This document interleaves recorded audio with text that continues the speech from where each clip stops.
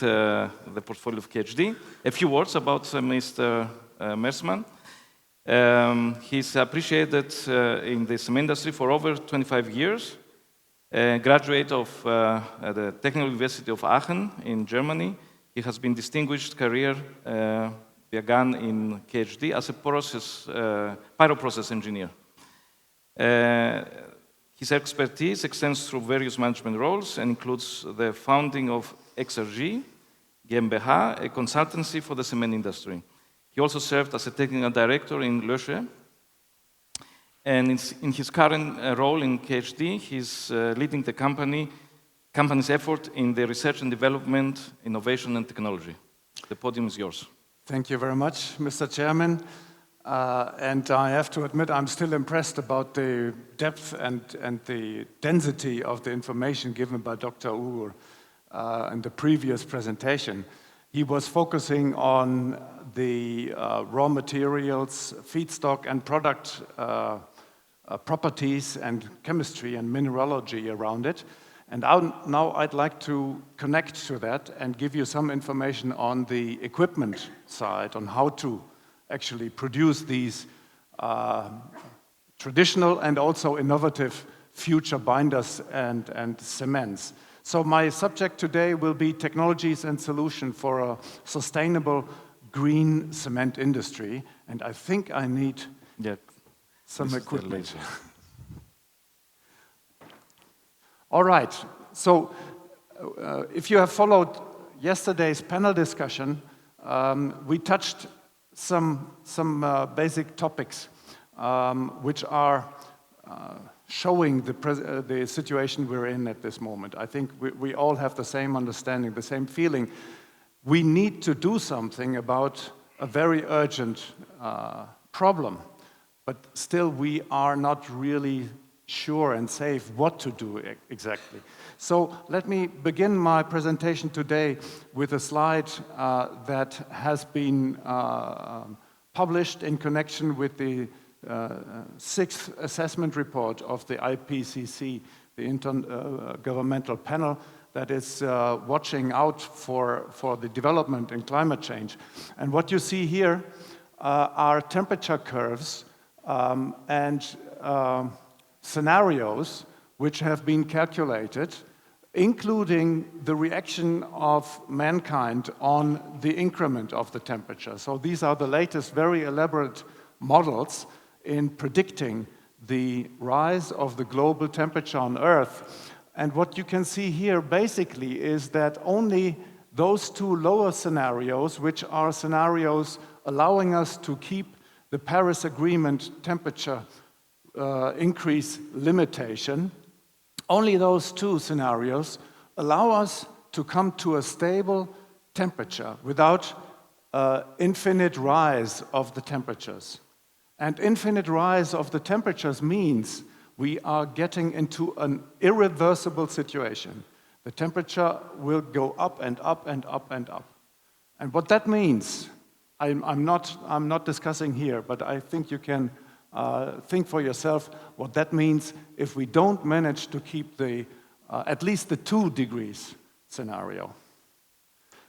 Now, so far so challenging, but the good news comes also, because what you see here is a diagram that was also given by Karen Scrivener, showing the embodied CO2 of different building materials.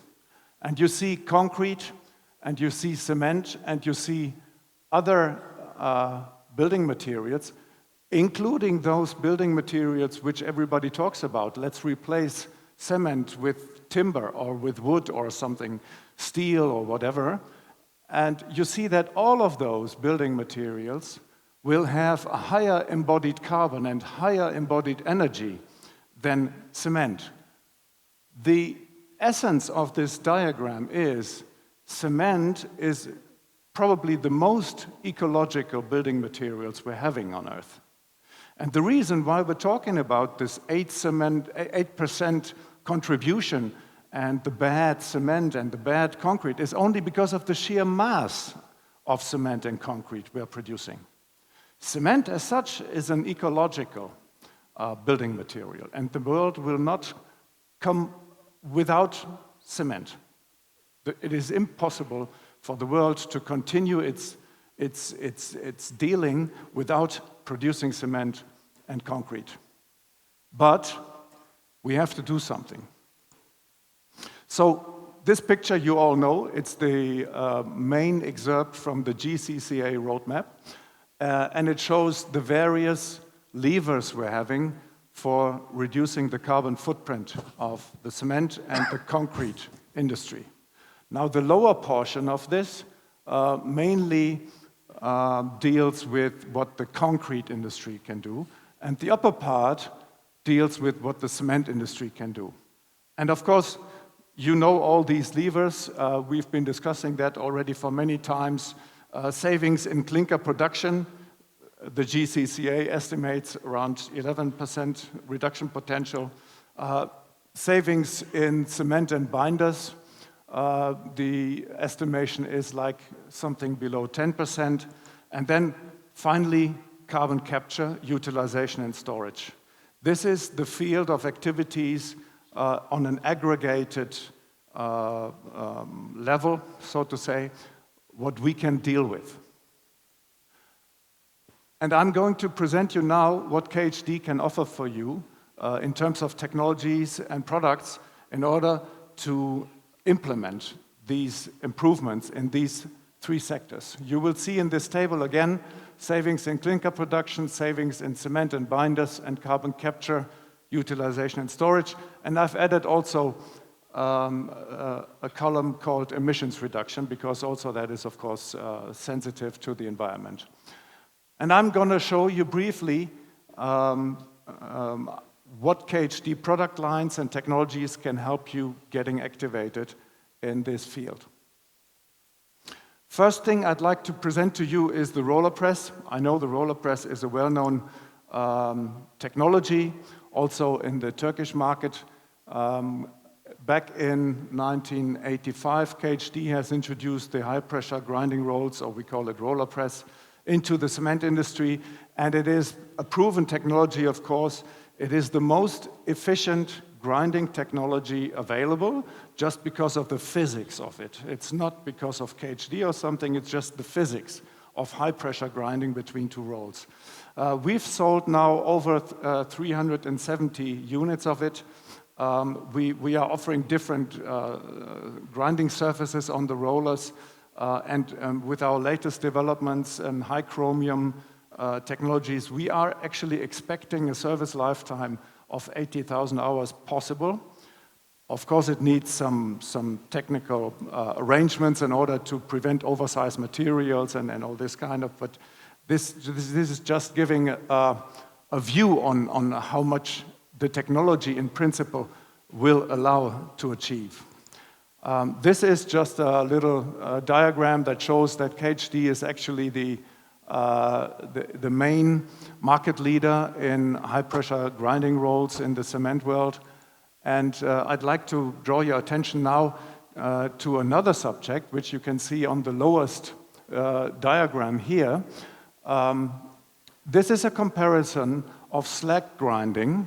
There is a plant that has a vertical roller mill and a roller press, and they're both grinding slag at the same day and the same slag. And what you see on this diagram is the specific grinding force and the specific energy consumption in the end over the fineness of the slag. And you see the roller press sample points in blue and the vertical roller mill sample points in red, and it gives two information here. First of all, the roller press was able to achieve higher fineness, and that at a lower energy consumption. This is again an example for the superior physics of a roller press, because in a roller press the material has to go through the grinding gap. It cannot evade around the rollers, and it will inevitably see the high pressure between the two rollers. Another subject that has been discussed all the time is about the cement quality coming out. And this diagram shows an investigation that has been done to investigate the particle shape of the product coming out of a roller press, a ball mill, and a vertical roller mill. And it shows very clearly that the sphericity, that is the roundness of the particles, is comparable in all machines, especially when it goes to the main portions of the particles between 1 micrometer and, say, 50 micrometers. You can hardly tell any difference in the particle shape of the product. So we believe in the roller press as the most energy efficient grinding machine for the cement industry, and we will continue developing the roller press to make it usable for all kinds of applications. The next thing I'd like to present to you is the pyrorotor. Alternative fuel firing is one of the huge levers of the cement industry to reduce their carbon footprint, and at the same time allows to reduce the operation costs. So along with alternative binders, calcined clay and SCMs, this is the major lever, especially also for the Turkish industry, to reduce their carbon footprint and to reduce their operation cost. And for that reason, KHD has developed already 15 years ago the pyrorotor. Why is that so important? This is now an excerpt from the decarbonization roadmap of the VDZ, the German Association of Cement Producers. And they have produced 2 scenarios for the decarbonization roadmap. One they call the ambitious reference scenario, which is actually the least ambitious one. The other one they call the climate neutrality scenario, which is even more ambitious. Anyway, in both of those scenarios, they say we have to ramp up our alternative fuel utilization ratio beyond 85%. And out of that, we should use 35% biomass. Now, if you look at the situation in Turkey these days, you will see that this is the biggest lever you're having. And that is the good news, because in Central Europe, the average utilization rate of alternative fuels is already some 60%, in Germany, and in Austria almost 70%. So in Central Europe and in Austria and in Germany, there is not much potential left to improve that. In Turkey, there's a huge potential. There's a huge world opening for you to increase your alternative fuel utilization rate. And that's why pyrorotor will be very interesting for you. This table just briefly shows the product line of KHD for using alternative fuels, and you can read this table from the left to the right with the decreasing necessity for pre-processing of the fuel, because alternative fuels, waste-derived fuels, are made of material feedstock which was never intended to be used as fuel. It's waste. Now, when we're using fossil fuels, we are used to grind it very fine to make it ignitable. Now, you cannot assume from waste, which was never intended to be a fuel, to be ignitable. It doesn't ignite by itself. So you need certain technological pre-processing and technological co-processing in order to use it as a fuel.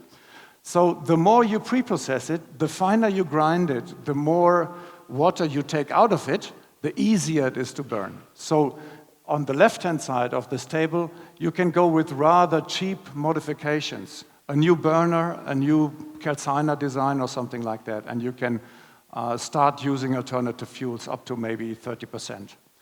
But the more you get to the right-hand side, the higher is your TSR rate, and the less pre-processing you need.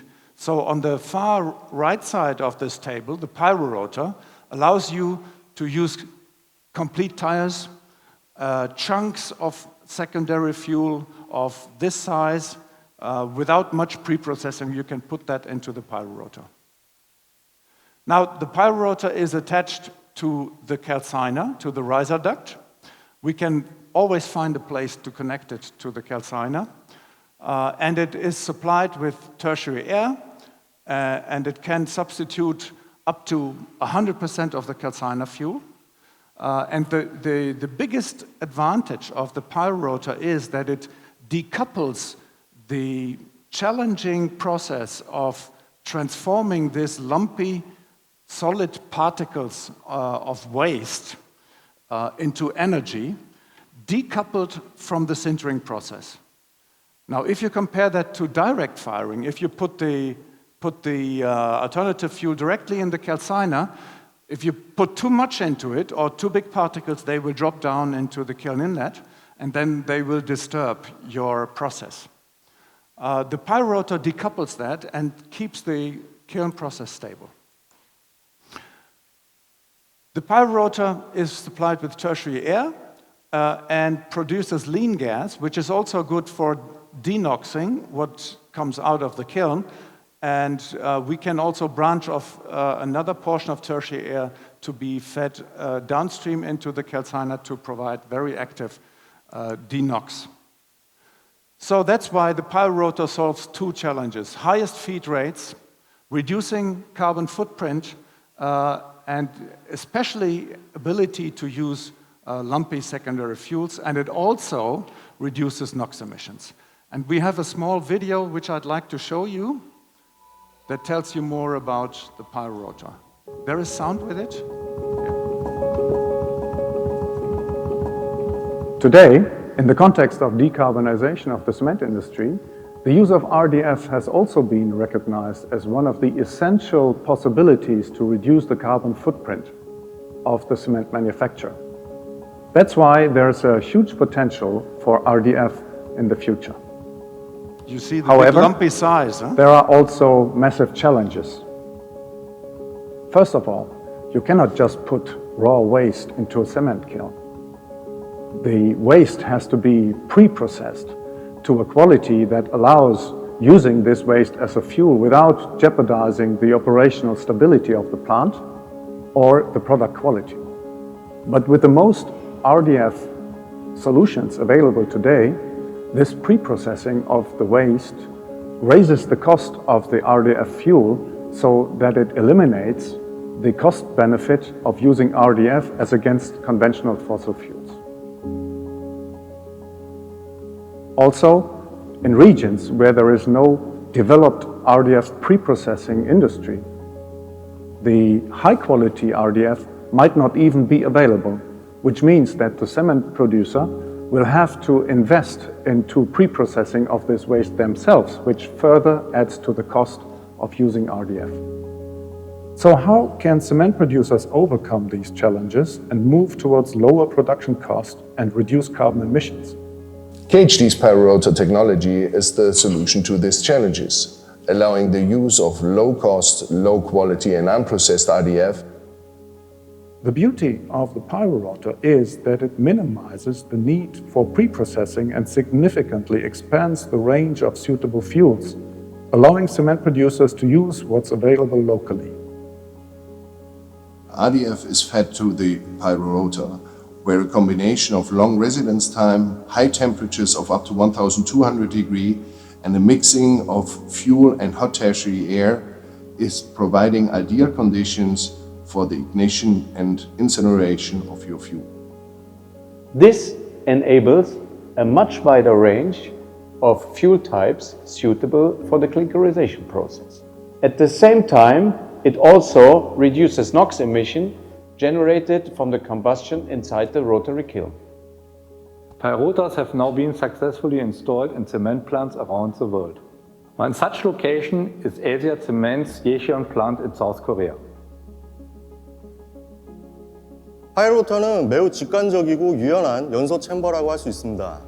연소 성능을 조정할 수 있는 몇 가지 옵션이 있고 이는 매우 직관적으로 반응하는 편입니다. 또한 다양한 종류의 연료를 별도의 가공 없이 효과적으로 처리할 수 있다는 점에서 유연한 설비 운영이 보장될 수 있습니다.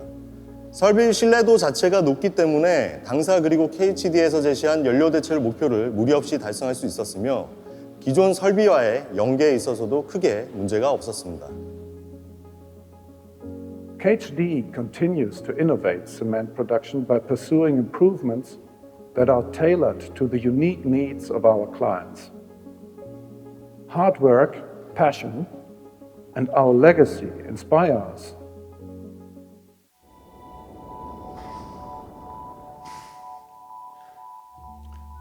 All right, let's move on. We have now sold, and I beg your pardon, this number is no longer correct. We have now sold 14 pieces. Out of that, 13 pieces of the pyrotor within the last 2 years. So this machine receives a lot of interest in the cement industry. I skip that one and show you the results of operation. And I'd like to draw your attention to this bottom line here. This clearly shows that the product quality of your clinker produce is not suffering even at the highest substitution rates, because it decouples the sintering from the very complicated high feed rate alternative fuel firing.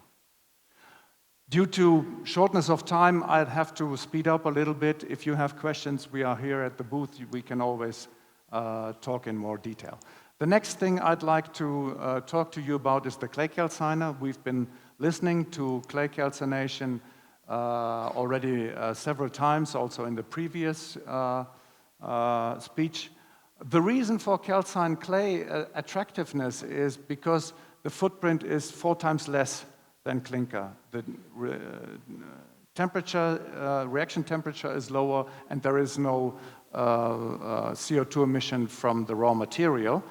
And that advantage is accompanied by identical strength, which we can achieve with LC350. So this is really a contender for helping us to reduce our carbon footprint. And we have developed already many years ago flash calcination technologies for calcining clay. And what you see here is what we would generally propose as a flash calciner. It looks like a whole lot of spaghetti, but it is not really complicated. It's all consisting of modules that KHD has been developing and implementing for many decades. It's basically cyclones and flash tubes and gas ducts.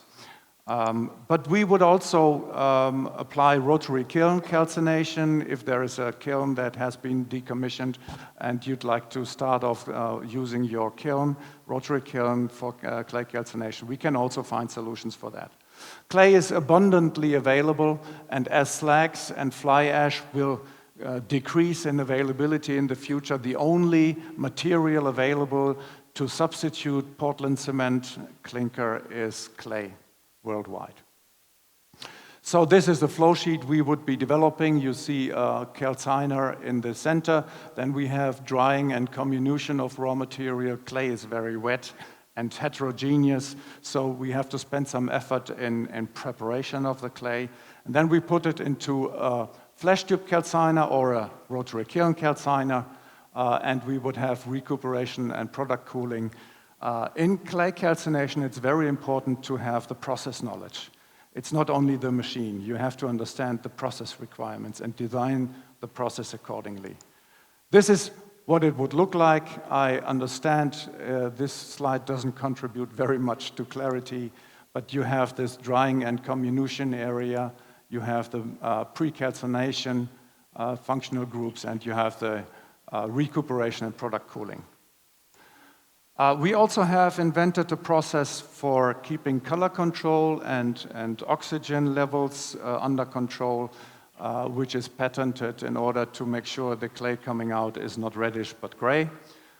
In the interest of time, I have to skip a little bit and present you the next set of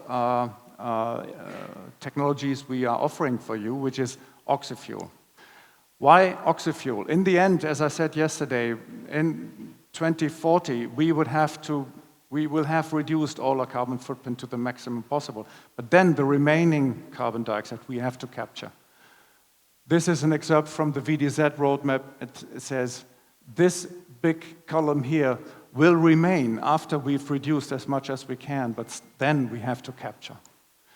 And how do we capture? This diagram shows the different technologies available today. You see the regular amine scrubbing here, you see oxyfuel here, chilled ammonia process, membrane-assisted, and calcium looping technologies.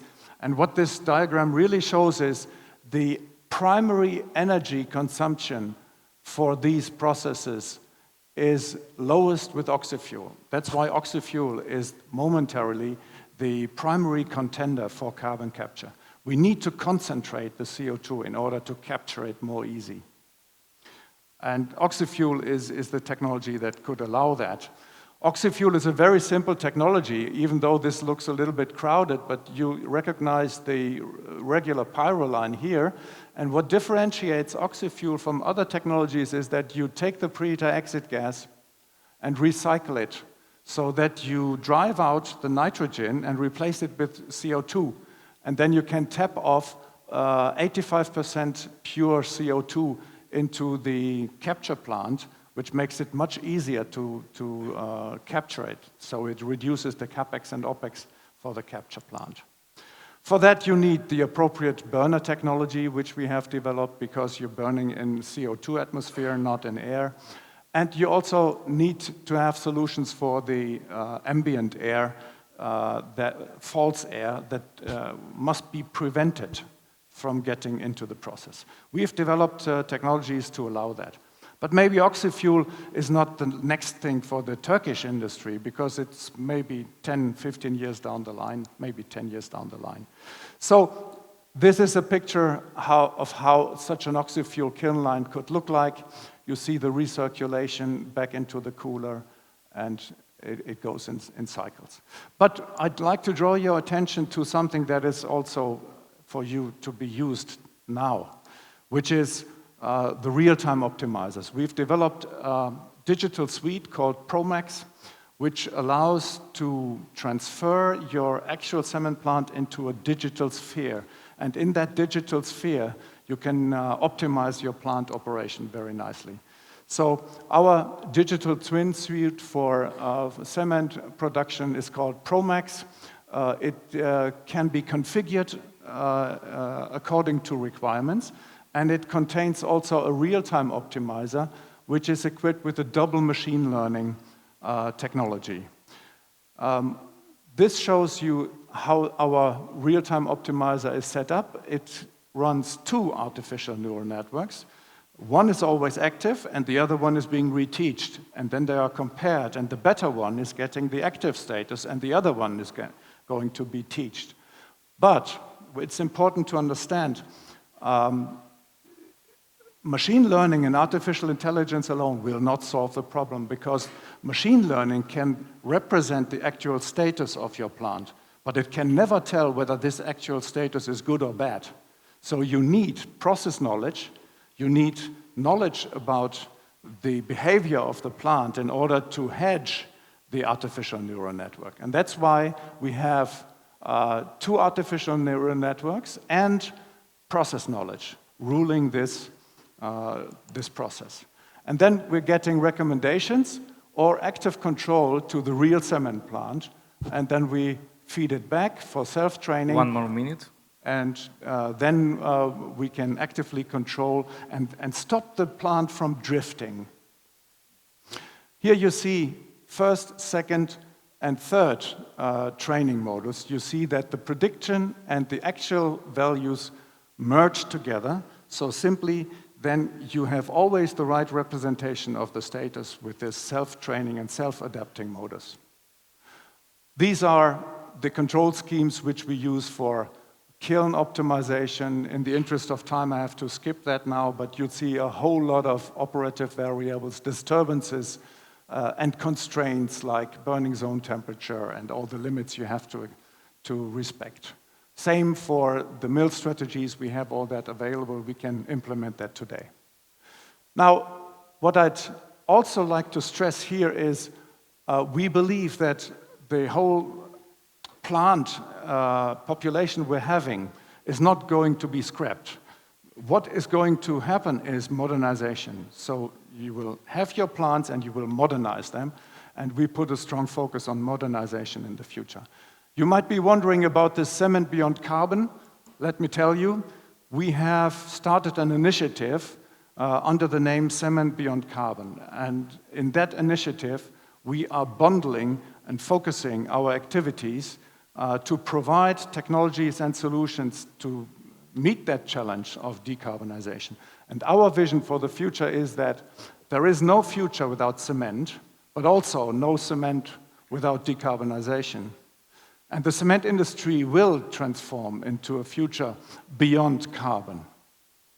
KHD will provide the solutions for a successful transformation by less fuel and energy consumption, use of alternative fuels and raw materials, and capture and use of the remaining CO2 emissions at low cost. That is important, at low cost. So thank you very much for your attention. Thank you, Mr. Mersmann.